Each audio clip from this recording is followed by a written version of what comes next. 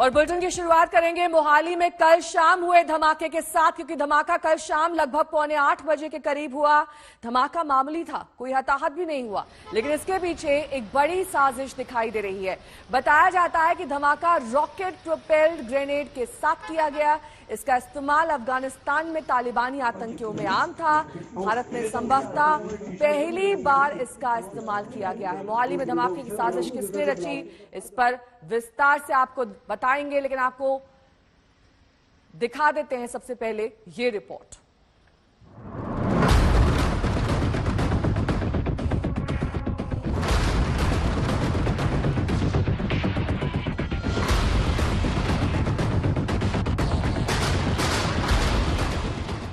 यही है rocket propelled grenade का वो हिस्सा जिससे पंजाब को दहलाने की कोशिश की गई।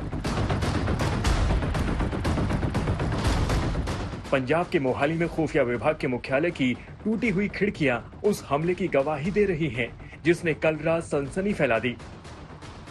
पंजाब पुलिस के जवानों और अफसरों का ये जमावड़ा धमाके की गुत्थियां खोलने की कोशिश में जुटा है। ये तस्वीर मोहाली स्थित खुफिया विभाग के मुख्यालय की है, जहां सोमवार शाम 7:45 पर धमाका हुआ।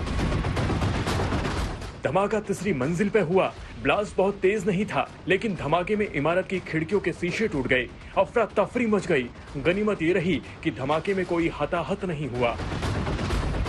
बताया जा रहा है कि धमाका रॉकेट प्रोपेल्ड ग्रेनेड यानी आरपीजी से हुआ, लेकिन पंजाब पुलिस अभी धमाके के बारे में साफ साफ कुछ कह नहीं पा रही। शुरुआत में सूत्रों के जरिए ये बताया गया कि ऑफिस में रखे विस्फोटक से धमाका हुआ, फिर कहा गया कि बाहर से हमला हुआ है।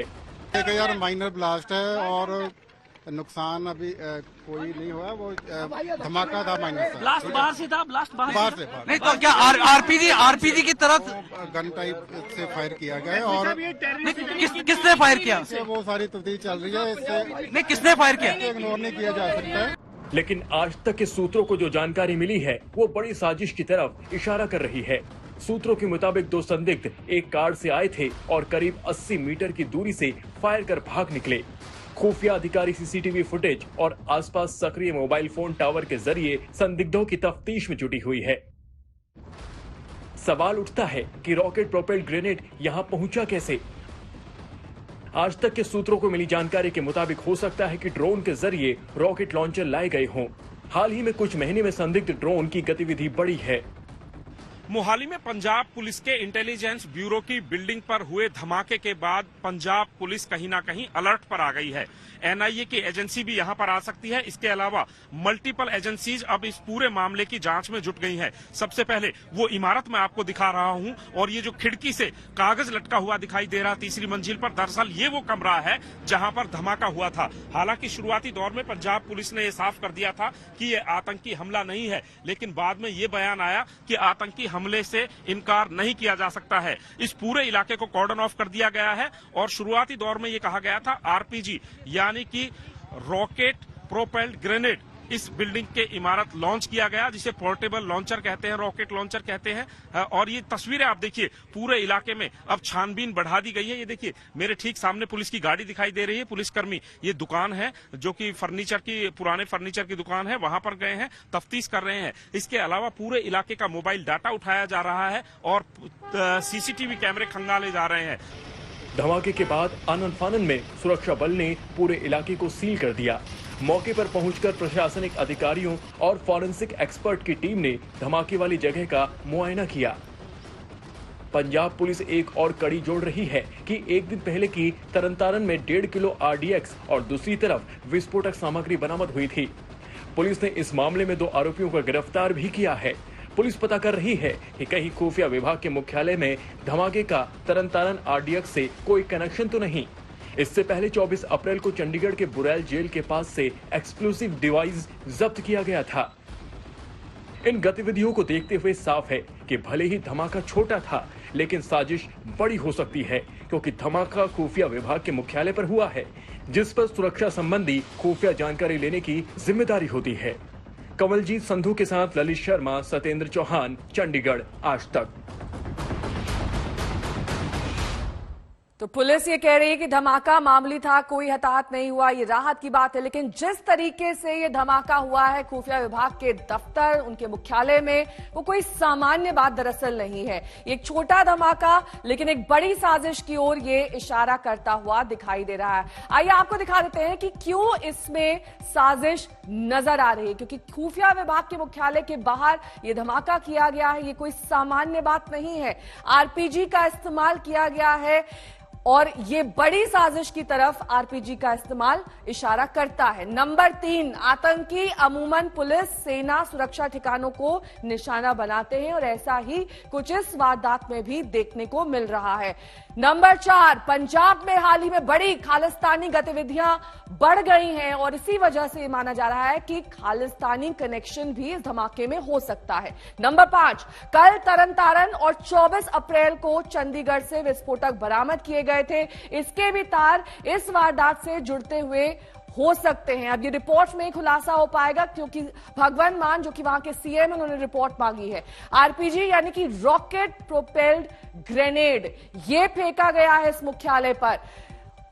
इस आरपीजी को दागने वाले मिसाइल हथियार ये तस्वीरों में आप देख सकते हैं, इसी आरपीजी का इस्तेमाल किया गया। आरपीजी की रेंज अधिकतम 700 मीटर होती है, यानी कि कुल 700 मीटर की रेंज में से फायर किया जा सकता है। हमले करने में आरपीजी का ज्यादा इस्तेमाल किया गया। टैंक, बख्तरबंद गाड़ी, हेलीकॉप्टर, विमान उड़ाने में ये असरदार होते हैं और अफगानिस्तान में तालिबानी आतंकियों में आरपीजी इस्तेमाल एक आम बात है। आसानी से एक जगह से दूसरी जगह इसे ले जाया जा सकता है, इसके ट्रांसपोर्ट में कोई दिक्कत नहीं आती है। सत्येन चौहान मेरे सहयोगी इस वक्त तमाम जानकारी के साथ जुड़ गए हैं। सत्येन, देखिए आरपीजी का इस्तेमाल किया गया, इसके बावजूद पुलिस का यह कहना कि आतंकवादी कनेक्शन नहीं है, उसके बाद मान लेना कि हो सकता है आतंकवादी कनेक्शन हो, अब बाकायदा सीएम को रिपोर्ट सौंपी जानी है। दूध का दूध, पानी का पानी हो जाएगा। जी देखिए, एनआईए भी इस मामले की जांच करने वाली है। एनआईए की टीम कल रात को भी यहां पर पहुंची है और अब दिल्ली से एक टीम आ रही है। लेकिन यहां पर सबसे महत्वपूर्ण बात यह है कि इंटेलिजेंस ब्यूरो किसी भी राज्य का या देश का आंख, नाक और कान होता है और इंटेलिजेंस ब्यूरो की ड्यूटी होती है कि वो आने वाले खतरों से सरकार और पुलिस को अलर्ट करता है। लेकिन यहाँ पर इंटेलिजेंस ब्यूरो की बिल्डिंग को ही निशाना बनाया गया है। इसका मतलब साफ है कि यहाँ पर जिस तरीके से धमाका हुआ है, उस धमाके के अंदर कोई चुनौती है।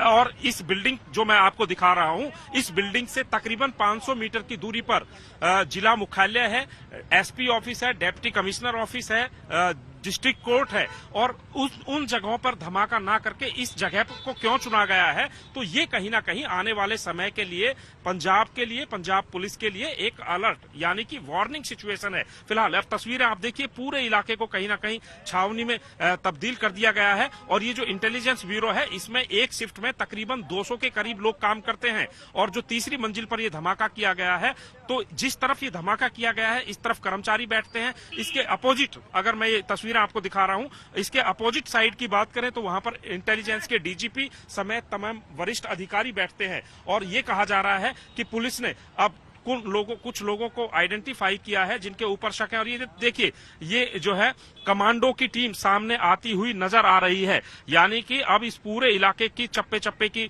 जो है छानबीन हो रही है। देखिए, कमांडोज हैं जो ब्लैक ड्रेस में आपको दिखाई दे रहे हैं, पूरे इलाके की चप्पे चप्पे की छानबीन हो रही है। और ये यहाँ पर ये देखिए, ये जो दुकानें आपको छोटी सी दिखाई दे रही हैं, इन दुकानों पर भी पुलिस की गाड़ियां सुबह से खड़ी हुई हैं। दुकान के मालिकों से पूछताछ की जा रही है, पूरे इलाके के सीसीटीवी खंगाले जा रहे हैं। तो कुल मिलाकर ये जो इंटेलिजेंस बिल्डिंग पर जो धमाका हुआ है, ये एक छोटा धमाका है लेकिन एक बहुत बड़ी साजिश की तरफ इशारा कर रहा है। अगर आप सिलसिलेवार बात करें तो पिछले 7 दिनों की ही मैं बात करूं तो तकरीबन 10 किलो के करीब आरडीएक्स, 10 किलो से ज्यादा हेरोइन जो कि ड्रोन के माध्यम से पाकिस्तान से आई है। और पाकिस्तान पर लगातार बीएसएफ के लिए जो ड्रोन है, एक नया चैलेंज बना हुआ है। चाहे करनाल की घटना हो, बुड़ैल जेल की घटना हो, तरन तारन की घटना हो, सबके तार कहीं ना कहीं पाकिस्तान से जुड़े हुए हैं। तो इस मूवमेंट के पीछे कहीं ना कहीं खालिस्तानी हाथ है, ऐसा बिल्कुल साफ लग रहा है। और पहली बार ऐसा हुआ है कि आरपीजी का इस्तेमाल किया गया है। अगर आप देखिए, ये जो पूरा इलाका है, ये पूरा इलाका खाली इलाका है और इस इलाके में शाम को कोई गतिविधि नहीं होती सकती है। इसके ठीक पीछे बिल्डिंग है। दूसरी तरफ मैं कैमरे को करूं तो इस बिल्डिंग के तकरीबन 100 मीटर पीछे से रिहायशी इलाका शुरू हो जाता है। एक तरफ ये 400 मीटर का खाली ग्राउंड है, दूसरी तरफ इस इमारत का जो मुख्य द्वार है जहां पर ये बस आपको दिखाई दे रही है, इससे ठीक सामने मुख्य द्वार है और इसके सामने भी तकरीबन 200 से 400 मीटर की खाली पार्किंग एरिया है। तो बहुत ज्यादा भीड़ भाड़ वाला इलाका नहीं है ये, और इसको इस तरीके से समझे कि ये फिलहाल पंजाब पुलिस के लिए एक चुनौती है, एक चैलेंज है, एक वार्निंग दी गई है। और मैंने जैसा पहले बताया था कि इंटेलिजेंस ब्यूरो सरकार के आंख, नाक, कान या फिर दिमाग का काम होता है। जी बिल्कुल, बहुत बहुत शुक्रिया सत्येंद्र इस तमाम जानकारी के लिए आपका। अब बढ़ते हैं दूसरी बड़ी खबर पर। आज कई सारी सुनवाइयों का दिन है। सुप्रीम कोर्ट में देशद्रोह कानून की वैधता पर सुनवाई होगी। तो ज्ञानवापी मस्जिद के सर्वे पर वाराणसी की कोर्ट में सुनवाई की जाएगी। ताजमहल या तेजो महालय विवाद पर भी कोर्ट में आज सुनवाई होनी है। जो ज्ञानवापी की तर्ज पर मथुरा के शाही ईदगाह के सर्वे का मामला भी आज कोर्ट में है।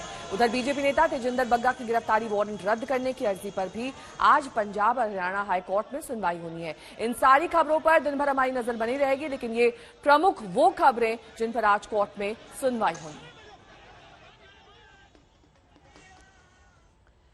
सबसे पहले बात कर लेते हैं ज्ञानवापी मस्जिद विवाद की, क्योंकि ज्ञानवापी मस्जिद में फिर सर्वे की प्रक्रिया शुरू करवाई जाएगी।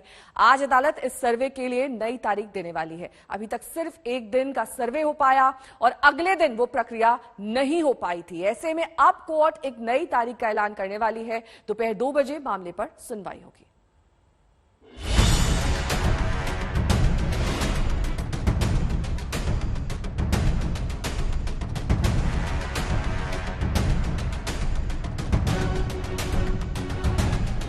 ये सवाल फिलहाल सवाल ही बना है और आगे भी सवाल ही बने रहने की संभावना ज्यादा है।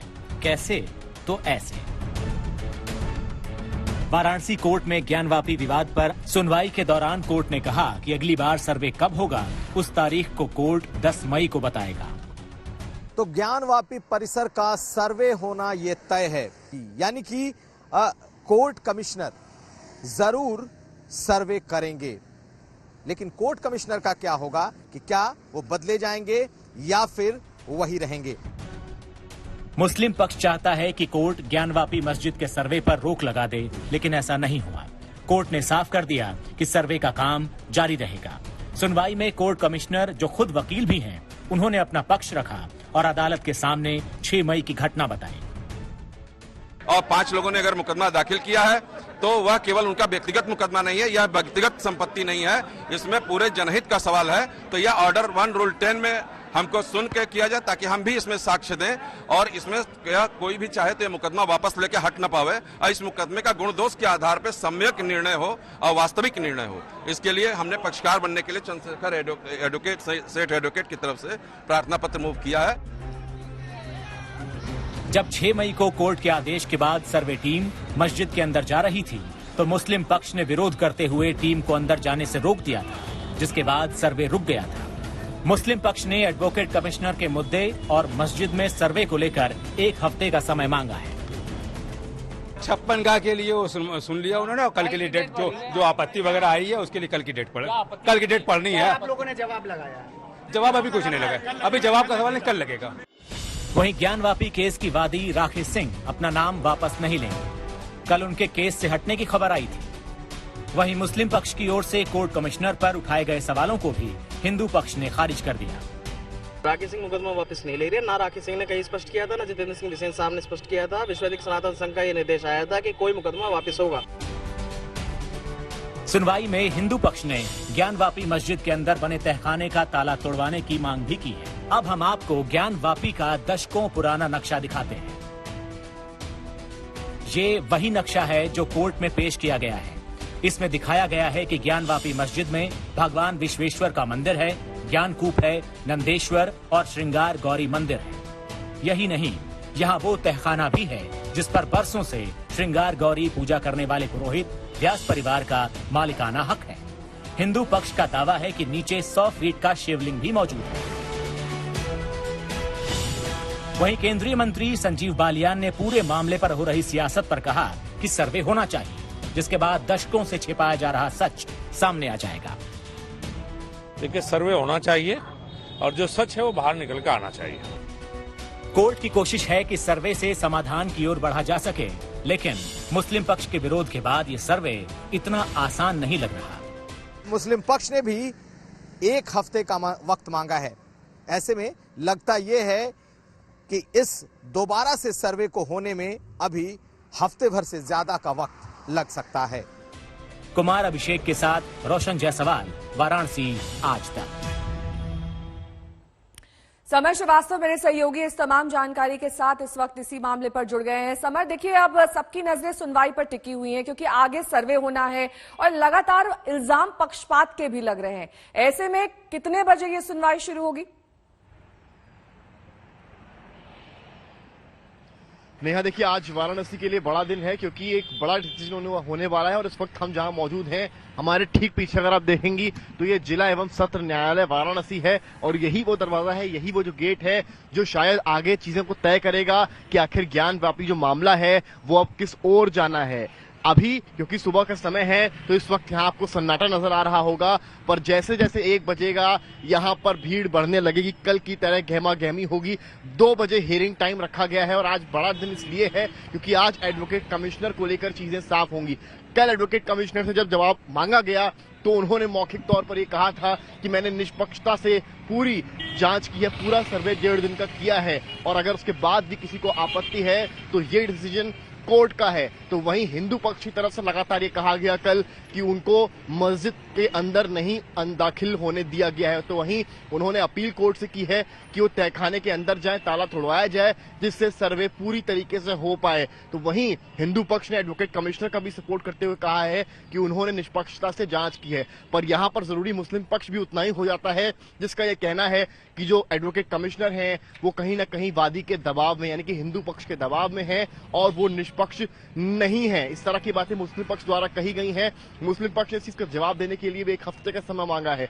तो वहीं मुस्लिम पक्ष ये भी कह रहा है कि अंदर किसी भी इस तरह की चीजें नहीं और इसको लेकर वो लगातार आवाज उठाते रहेंगे। अब देखना है, आज की स्थिति 2 चीजों के लिए इंपॉर्टेंट है। नंबर 1, एडवोकेट कमिश्नर ये अजय मिश्रा जो है ये बरकरार रहेंगे या लोकल कोर्ट इनको बदल कर किसी और का नाम आगे लाता है। नंबर 2 कि अगर एडवोकेट कमिश्नर आज बने रहते हैं तो ये माना जा सकता है कि आज सर्वे की जो अगले सर्वे की डेट है वो मिल सकती है। हालांकि वो जो सर्वे की डेट है वो एडवोकेट कमिश्नर खुद तय करता है, पर कोर्ट एक डेट देता है जिस डेट तक एडवोकेट कमिश्नर को अपनी रिपोर्ट सबमिट करनी होती है। यानी कि अगर आप 6 मई को जाती हैं तो 6 मई की डेट एडवोकेट कमिश्नर द्वारा दी गई थी, पर 10 मई की डेट कोर्ट द्वारा दी गई थी। यानी कि 10 मई को एडवोकेट कमिश्नर को वो सर्वे सौंपना था, पर क्योंकि उस कार्य को बाधित किया गया हिंदू पक्ष के द्वारा कि मुस्लिम, एक और चीज यहाँ पर जरूरी ये है, कल हिंदू पक्ष ने कोर्ट में ये भी कहा है कि ये जब सर्वे होता है तो मस्जिद के अराउंड बहुत सारे लोग अंदर नहीं हो सकते हैं, पर जब दूसरे दिन यानी कि 7 मई को सर्वे के लिए टीम अंदर गई तो मस्जिद में लगभग 100 से ज्यादा लोग थे, जिसके कारण जो कार्य था सर्वे का, वीडियोग्राफी का, वो भी बाधित हुआ। इसके अलावा जो वीडियोग्राफर्स हैं उन्होंने आज तक से एक्सक्लूसिव बातचीत में ये भी बताया कि अंदर कई ऐसी चीजें पाई गई हैं जो शायद बाहर जिक्र नहीं किया जा सकता है, पर उन्होंने एक चीज इन्फॉर्मेशन ये शेयर की कि अंदर मस्जिद की दीवार पर 2 स्वास्थ्य के निशान मिले जो काफी प्राचीन नजर थे। तो ये सारी चीजें नेहा कुल मिलाकर इस केस को सेंसिटिव भी बनाती हैं। पर आज के दिन की अगर आप बात करेंगी तो मेरे पीछे जो कोर्ट मौजूद है, लोकल कोर्ट मौजूद है, इसकी भूमिका बेहद अहम रहने वाली है। बेहद अहम भूमिका यहाँ पर सबकी नजरें आज की सुनवाई पर टिकी हुई, लेकिन काशी के बाद मथुरा की मस्जिद के सर्वे की मांग भी जोर पकड़ रही है। आज स्थानीय अदालत में इस मामले की सुनवाई है। कोर्ट में अर्जी लगाकर दावा किया गया कि यहां पर भी हिंदू कलाकृतियां और धार्मिक चिन्ह मौजूद हैं। कोर्ट कमिश्नर के जरिए सर्वे कर वीडियोग्राफी कराने की मांग की गई है। आज कोर्ट को इस पर फैसला करना है।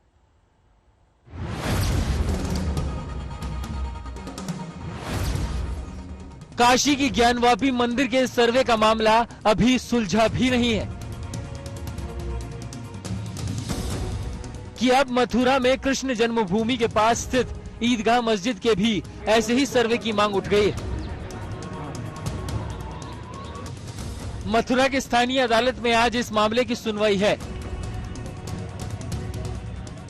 पहले से चल रहे केस में वादी महेंद्र प्रताप सिंह ने प्रार्थना पत्र लगाकर कोर्ट से मांग की है कि कोर्ट कमिश्नर तैनात हो और मस्जिद के भीतर सर्वे हो। आज कोर्ट को इस पर सुनवाई करनी है। 2020 से चल रहे मामले केशव देव बनाम शाही ईदगाह मस्जिद के वकील के मुताबिक मथुरा की ईदगाह मस्जिद में भी कमल के निशान है, ओम और स्वास्तिक के निशान भी हैं। इसके अलावा मस्जिद में हिंदू कलाकृतियां भी हैं।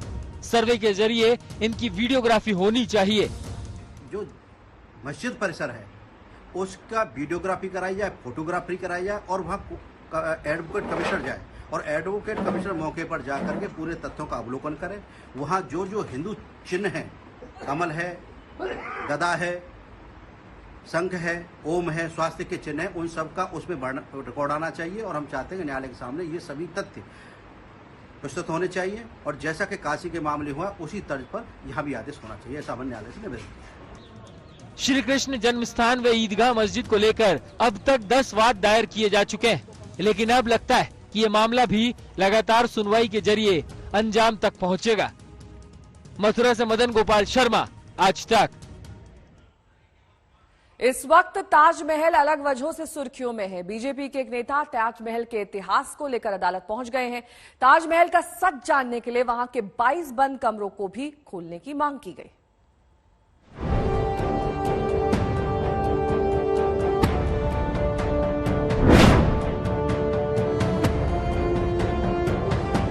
अभी ताजमहल में एंट्री को लेकर महंत परमहंस दास के दावे से उठा बवंडर थमता, उससे पहले ही एक बार फिर ताजमहल में शिव मंदिर का मामला फिर से गर्म हो गया। बाकायदा इलाहाबाद हाईकोर्ट की लखनऊ बेंच में एक अर्जी दायर की गई है। याचिका में ताजमहल के 22 बंद कमरों से जुड़े राज से पर्दा उठाने की मांग की गई है। क्या है ताजमहल के 22 बंद कमरों का राज? 28 सालों से क्यों ताजमहल के 22 कमरे को खोलना मना है? क्या है कमरों का रहस्य? हम आपको बताएं, उससे पहले ताजमहल को लेकर याचिका में क्या कहा गया है आपको बताते हैं। हाई कोर्ट में दायर की गई याचिका में कहा गया है, ये सम्मान पूर्वक प्रस्तुत किया जाता है कि कई सालों से एक विवाद चरम पर है जो ताजमहल या तदज महल या तेजो महालय से संबंधित है।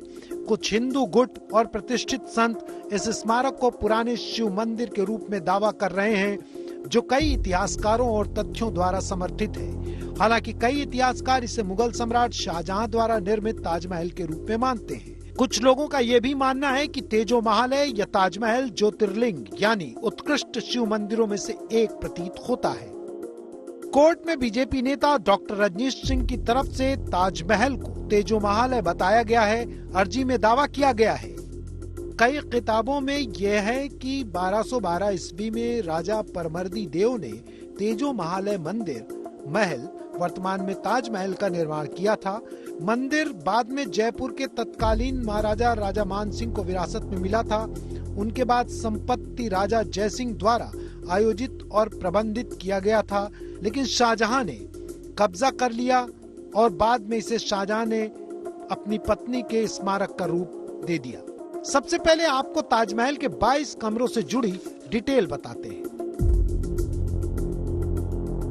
एक रिपोर्ट के मुताबिक ताजमहल के मुख्य मकबरे और चवेली फर्श के नीचे 22 कमरे बने हैं। ये वही 22 कमरे हैं जो आखिरी बार 1934 में खोले गए थे, यानी आजादी से पहले कमरों को खोला गया और आजादी के बाद से लेकर अब तक 22 कमरों को खोला नहीं गया। एक दावे के मुताबिक सभी 22 कमरे मुगल काल से बंद हैं। साल 1934 में भी इनको सिर्फ निरीक्षण के लिए खोला गया, लेकिन रिकॉर्ड में इसका जिक्र नहीं है। अब सवाल है कि 22 कमरों में ऐसा क्या है?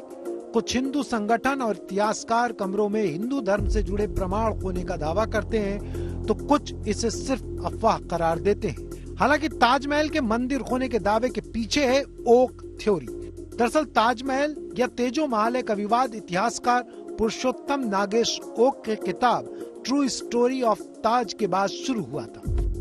अपनी किताब में ओक ने ताजमहल को लेकर कई दावे किए हैं। दावे के मुताबिक ताजमहल एक शिव मंदिर या राजपुताना महल था, जिसे शाहजहां ने कब्जा कर एक मकबरे में बदल दिया।